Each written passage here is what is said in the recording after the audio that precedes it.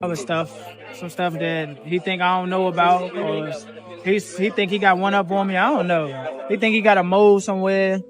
I told him. The boxing world is in shock as news emerges that Tank Davis has been placed in federal remand over allegations of match fixing in his controversial fight against Lamont Roach Jr. Just days after rumors of a possible investigation started spreading, the situation has taken a more serious turn.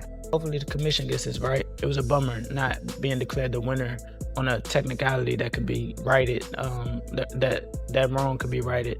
Obviously, in different ways. Reports have emerged suggesting that referee Steve Willis, who oversaw the fight, has revealed crucial details backing claims of possible manipulation.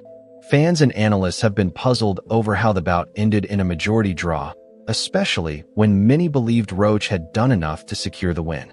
Now, with federal authorities stepping in, those suspicions seem to carry even more weight. I think Lamont Roach, I think he landed more punches throughout the fight. I think Tank was used to, figuring it out, having that slow start, figuring it out around the third, fourth round. And I think from the moment the final bell rang, controversy erupted over the decision. Roach had outworked Davis in multiple rounds, with many believing he had clearly done enough to win. But then came the ninth round, the moment that raised serious doubts. In the middle of the action, Davis unexpectedly took a knee, a move no one saw coming. Referee Willis initially appeared to start the count, but midway through, he changed his mind, waved it off, and ruled it wasn't a knockdown. That single call shifted the entire outcome of the fight. Had Willis counted it as a knockdown, Roach would have taken the round 10-8, which might have been enough to secure the win on the scorecards. Instead, with the decision favoring Davis, the fight was ruled a draw, leaving Roach in shock and fans outraged. What's your thoughts when you first heard that? When that they wasn't gonna overturn it? Yeah. I mean, I expected that. I don't really see them doing that. Tank is too big of an attraction. New York, I felt like Davis's explanation for taking the knee was nothing short of bizarre. He claimed that his hair had been freshly styled with too much grease, and when he started sweating, it dripped into his eyes, causing a burning sensation that forced him to kneel. Fans were quick to mock the excuse, calling it one of the most ridiculous justifications they had ever heard from a fighter. Critics pointed out that boxers deal with sweat and even blood in their eyes all the time, yet none simply dropped to a knee mid-fight. Roach was furious after the bout, stating, "If you take a knee, that's a knockdown. That's just the rules. The ref started counting, so why did he stop? They stole this from me." His team wasted no time filing an official complaint with the New York State Athletic Commission, demanding a full review of the fight and its officiating. But the controversy didn't end there. He take a knee. You need to lose like 10-8 that round at least, no? And plus the corner go up and put it a towel in the face. That's a disqualification for sure. I'm talking about the rule. What made things even worse was a chilling comment Davis reportedly made to Roach on the night of the fight, telling him, "They ain't going to give it to you." At the time, many assumed he was simply referring to the usual politics of boxing, where the A-side fighter often gets the benefit of the doubt. But now, in light of the match-fixing allegations, that statement has taken on a whole new meaning. Did Davis already know how the fight would end before it even started? Was the result predetermined? These pressing questions have now sparked a full-blown federal investigation. So to me, I thought I won the fight clearly. I thought I won a close fight. I thought I won a very competitive fight. Okay. I'm not saying I steamrolled him or whatever. The feds got involved after Roach's legal team enlisted high-profile attorneys who pushed for a deeper investigation into the fight's outcome. They highlighted suspicious betting activity leading up to the bout, with an unusually large amount of money being placed on a draw. Since a draw is one of the rarest results in boxing, the sheer volume of bets on it raised major red flags. Investigators began probing whether inside information had been leaked to bettors who knew in advance that the fight would end in a draw. Then came the biggest bombshell, the revelation that referee Steve Willis had provided key information to authorities. It should have been a knockdown, one. So that's why I'm yelling at the referee, like, keep counting, like you tripping, keep counting. That's a knockdown. because if y'all didn't notice, he started the. While the full details of what Willis said haven't been released, sources indicate that he confirmed external influences impacted his decisions during the fight. That revelation was enough for federal agents to take action against Davis. The arrests have sent shockwaves through the boxing world, as Davis, who has faced legal troubles in the past, now finds himself in what could be the most serious situation of his career. He wasn't coming to lay down. I've been knowing Lamont since we was kids, so we came up in amateurs together. So I knew Lamont was serious. He was coming there. If the allegations are proven true, Davis could be facing more than just a suspension from boxing. He could be hit with criminal charges that might land him behind bars. Boxing insiders are already speculating on how this could impact his career moving forward. Some believe this could mark the beginning of the end for Davis, while others think his promotional team, led by Al Heyman and premier boxing champions, will do everything in their power to protect him and keep him fighting. But even if he manages to avoid legal trouble, the damage to his reputation may be irreversible. Like when my back is against the wall or against the ropes, it's like, it's time to show up. So it wasn't really hard for me to focus because all I had to do was. Social media has erupted with reactions to the news as fighters and boxing personalities weigh in. Devin Haney, one of Davis's biggest rivals, wasted no time mocking him, posting, "Damn, first he fakes injuries to duck fights. Now he fixing fights? Ain't no way y'all still rocking with this dude." Oscar de la Hoya, a longtime critic of Davis, tweeted, "I've been saying it for years. Tank is protected. The truth always comes out." Even veteran boxing analyst Teddy Atlas, known for his no-nonsense takes, called the situation a disgrace to the sport. I'm still rooting with him. I saw all the negativity and people, critics talking, but I think he's one hell of a fighter, and I think he's still the top. To make matters worse, Davis's name has now been removed from several boxing rankings. Ring Magazine has officially dropped him from their pound-for-pound list, replacing him with David Benavidez. The backlash is already taking a toll on his career, and if the investigation uncovers more evidence, things could spiral even further. There's already talk that the New York State Athletic Commission may revisit the fight and void the result entirely, potentially declaring Roach the rightful winner. If that happens, Davis wouldn't just lose his status as one of the sport's top fighters, but he could also be stripped of his championship belts. Reverse the result of your fight. Yeah. Should they reverse the result of that fight as well? Just depends. Like if that changes the whole fight, if that gives Roach a victory, give him the victory. That's how you keep the integrity of the sport, right? That's why they suspended me, right, to keep the integrity. As Davis sits in remand awaiting his next legal hearing, the question now is whether he can fight his way out of this, or if this will be the moment that ends his career.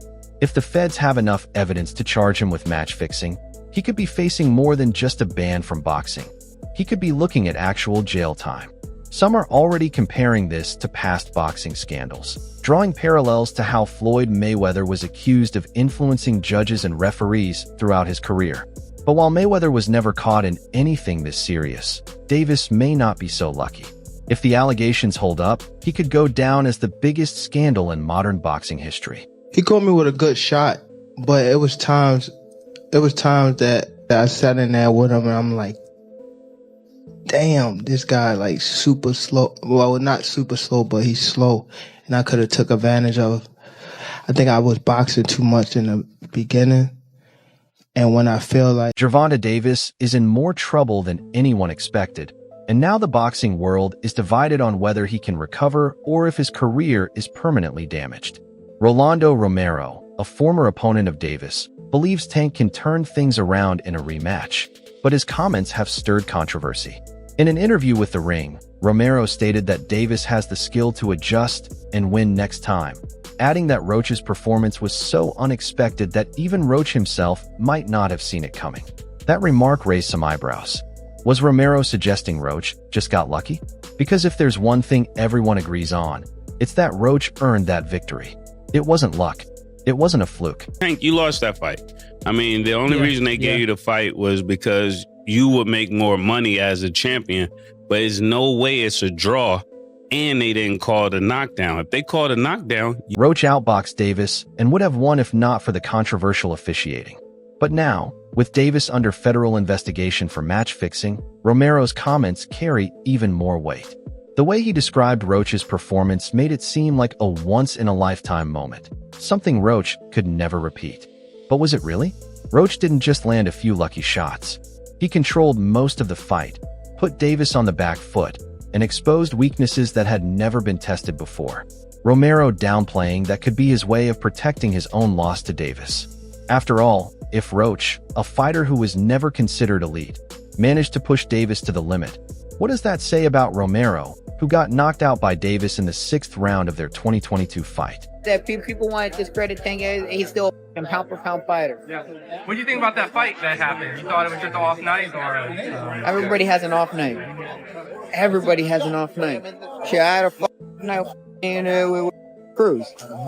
What made things even more controversial was how Romero addressed the knee incident. None of the punches hit him, he said, referring to Davis's unexpected decision to kneel in the middle of the fight. That statement directly contradicts Davis's claim that he went down because sweat got into his eyes. If another boxer is openly saying that no punches landed, then why did Davis take a knee at all? That question still has no clear answer. Even more puzzling is why the referee started counting, only to suddenly stop. Romero himself admitted that if the knee had been ruled a knockdown, Davis would have lost. That one moment completely changed the fight's outcome. But let's be honest, something about this whole situation just doesn't add up. Being thrown, it has to be a knockdown. I've heard some people saying, "Oh, that he should be disqualified. He went back to the corner." I don't buy that, to be honest with you. I mean, I think that's a warning, but it's a bit of a bizarre situation for me. Like, there was a lot of people in. What Romero didn't say is just as telling as what he did. He completely avoided mentioning that Davis is now under federal investigation for alleged fight fixing. He didn't address the claims that Davis told Roach before the fight. They ain't going to give it to you. He also ignored the growing suspicions about unusual betting patterns on a draw, something that's far too suspicious to be just a coincidence. Instead, Romero stuck to the idea that Davis simply had a tough night and would adjust in a rematch. But here's the real question. How can Davis even think about a rematch when he might be facing criminal charges? You can't even see who it is. Hey, who is the dude? Who is the dude? And that right there. Ryan Garcia, another former opponent of Davis, also shared his thoughts on the rematch. Speaking to ES News, Garcia predicted that Davis would win the second fight, saying that Tank just underestimated Roach and expected him to fold. But that statement raises an even bigger question. Why did Davis expect Roach to fold? The most likely answer is that he knew something the rest of US didn't. If Davis went into the fight believing the decision was already in his favor, it would explain everything. He wouldn't have trained with the same intensity, and he wouldn't have fought with the same urgency. And that's exactly what we saw in the ring. Davis looked unprepared, almost as if he wasn't taking Roach seriously. But when Roach kept coming at him, Davis seemed confused, completely out of his element. It was one of the worst performances of his career. So Garcia's claim that Davis was just caught off guard doesn't really tell the full story. You think it was a draw? No. Who you thought won? Lamont. You thought Lamont won? By how many rounds? I don't know. You still want to take Davis? What makes this situation even messier is the $250,000 bet between Roach and Davis before the fight. Davis had wagered that he would knock Roach out, but when the fight ended in a draw, it became unclear whether he ever paid up. If he didn't, it adds another layer to the controversy. Davis was willing to gamble 6 figures on a result that never happened, despite allegedly having inside knowledge of how the fight would play out. That alone raises serious red flags. And if he truly believed he was going to score a knockout, why did he fight with such little urgency? Why did he take a knee? None of it adds up, unless you start looking at the bigger picture.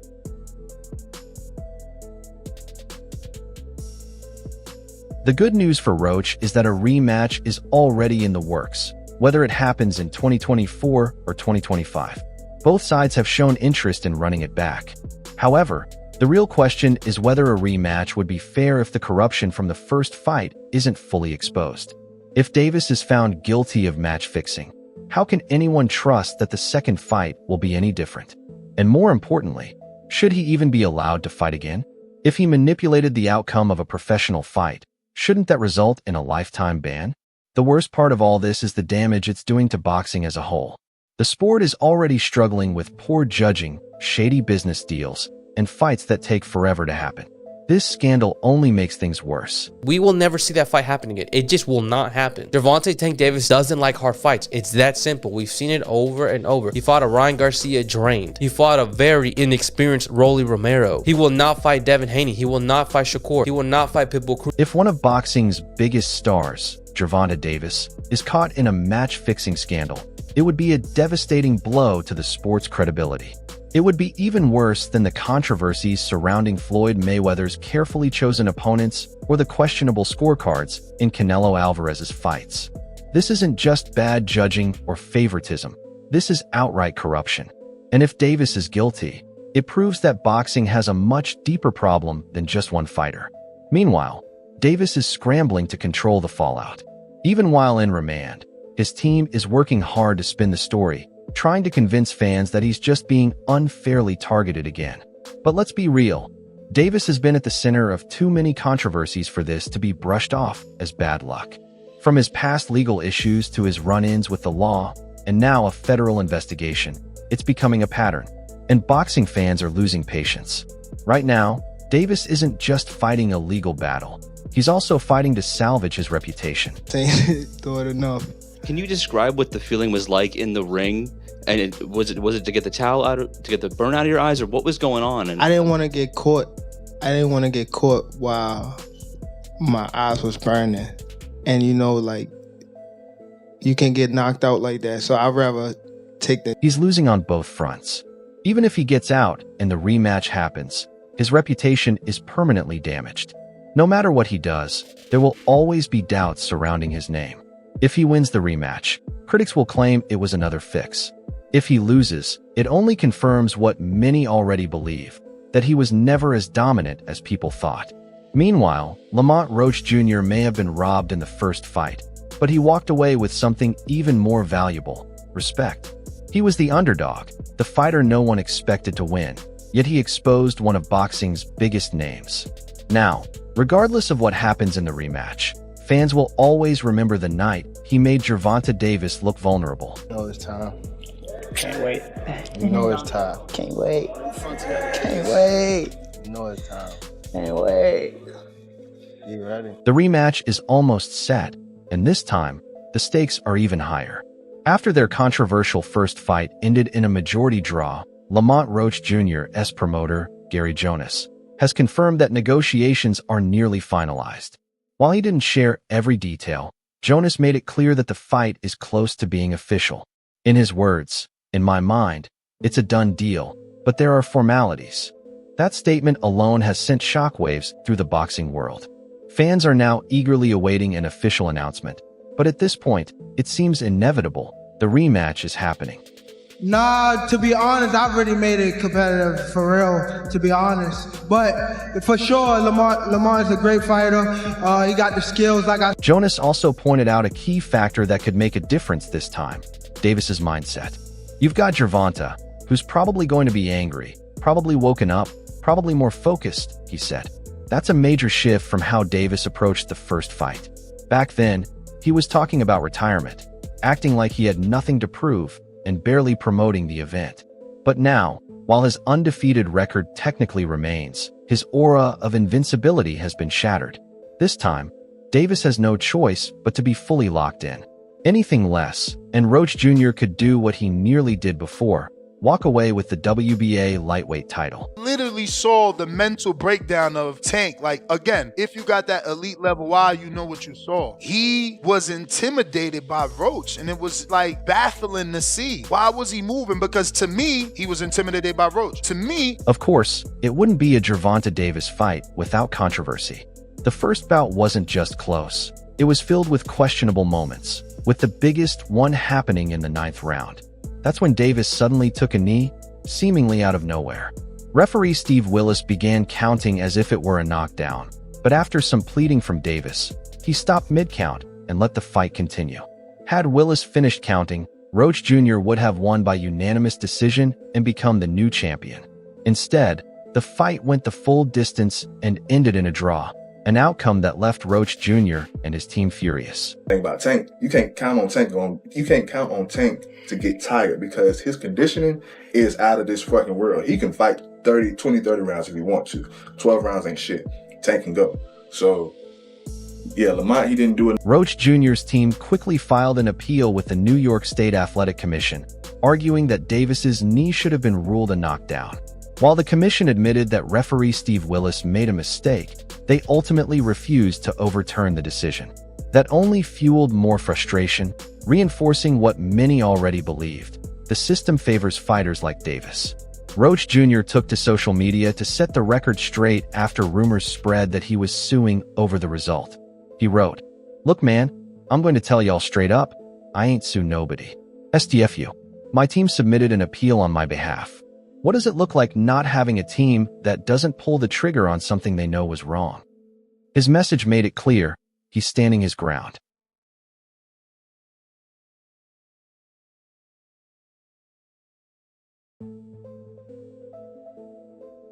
That post alone tells you everything about Roach Jr.'s mindset heading into the rematch. He firmly believes he was robbed, and now he's coming back with even more motivation.